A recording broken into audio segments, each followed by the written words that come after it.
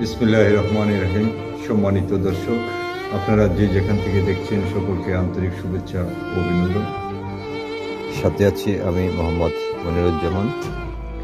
এবার ফুলকপি নিয়ে বিপাকে পড়ছেন মেহেরপুর জেলার চাষিরা উৎপাদন খরচ বেশি হওয়ার কারণে।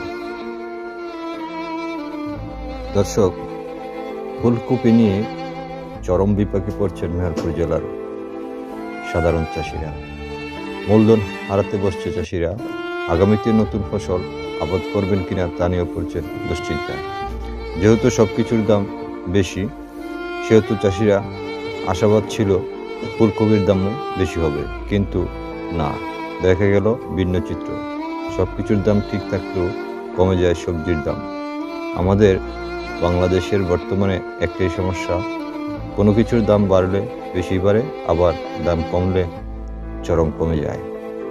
যদি একটু একটু করে কমতো অথবা বাড়তো, তাহলে এমন পরিস্থিতির শিকার হতো না। এই কৃষিকাজকে প্রধান কাজ হিসেবে নির্বাচিত করত চাষিরা যদি দামের সামঞ্জস্যতা থাকত। কিন্তু ফসলের দাম এমনিভাবে ঊর্ধ্বগতি ও নিম্নগামী হওয়ার কারণে তাদের মন ভেঙে পড়ছে, চুরমার হয়ে যাচ্ছে।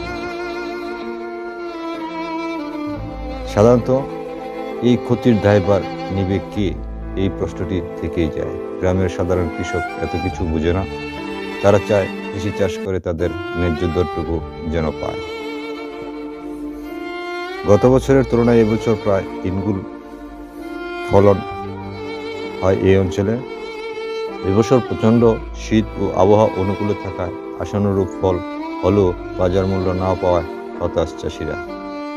এখন খরচ উঠানো তো দূরের কথা, জমি পরিষ্কার করতেই গুনতে হবে বাড়তি টাকা।